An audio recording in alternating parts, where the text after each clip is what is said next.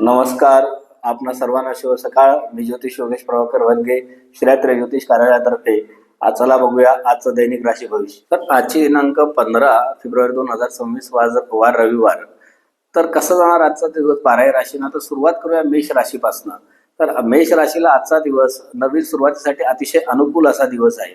आज आत्मविश्वास जर तुम्ही योग्य दिशेने वापरला तर त्याचा तुम्हाला खूप इफेक्टिव्ह असा परिणाम तुम्हाला आजच्या दिवसात तुम्हाला दिसणार आहे. वृषभ राशीसाठी आर्थिक निर्णय विचारपूर्वक घ्या आणि स्थैर्य तुम्हाला टिकवणं आज फार गरजेचं आहे. तर त्या दृष्टीने पण विचार करा. मिथुन राशीसाठी चांगली बातमी आज तुम्हाला मिळू शकते. मन आज तुमचं उत्साही आणि प्रफुल्लित असं असणार आहे.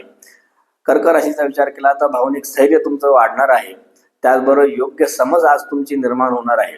सिंह राशीसाठी नेतृत्व गुण हे तुमच्या प्रकर्षाने दिसतील. आज तुमच्या जबाबदाऱ्या वाढणार आहे. मग ते कौटुंबिक असतील, सामाजिक असेल किंवा ज्या ठिकाणी व्यवसाय किंवा नोकरी करता त्या ठिकाणच्या पण असू शकतील. त्याचबरोबर कन्या राशीचा विचार केला तर मेहनत ही तुमच्याच फलदायी ठरणार आहे. तुम्हाला नियोजन जे तुम्ही करता, प्लॅनिंग करता, त्यास तुम्हाला आज यश प्राप्त होणार आहे. तूळ राशीचा विचार केला तर संतुलन राखणे हे आज आवश्यक आहे. नातेसंबंधात तुमचे निश्चित सुधारणार आहे. वृश्चिक राशीचा जर विचार केला तर संभ्रम आज तुमचा दूर होणार आहे. योग्य निर्णय तुम्हाला आज निश्चित घेता येतील. त्याचबरोबर धनुराशीचा विचार केला तर आत्मविश्वास वाढेल आणि तुमची पुढील दिशा थोडी स्पष्ट अशी होणार आहे. मकर राशीचा विचार केला तर नियोजन तुम्हाला फायदेशीर ठरणार आहे.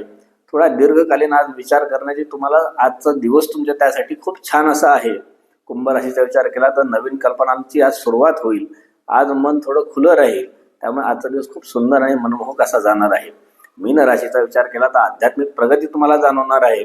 त्याचबरोबर आज तुमचं अंतर्मन म्हणजे सबकॉन्शियस माइंड अतिशय शांत आणि स्थिर असं राहणार आहे. तर आज माझ्या 12 राशींच्या व्ह्युअर्सला संपूर्ण दिवस हा अतिशय आनंदमय, मंगलमय आणि चैतन्यमय जाऊ हीच मी दत्त महाराजांच्या चरणी प्रार्थना करतो. धन्यवाद. नमस्कार. श्री गुरुदेव दत्त.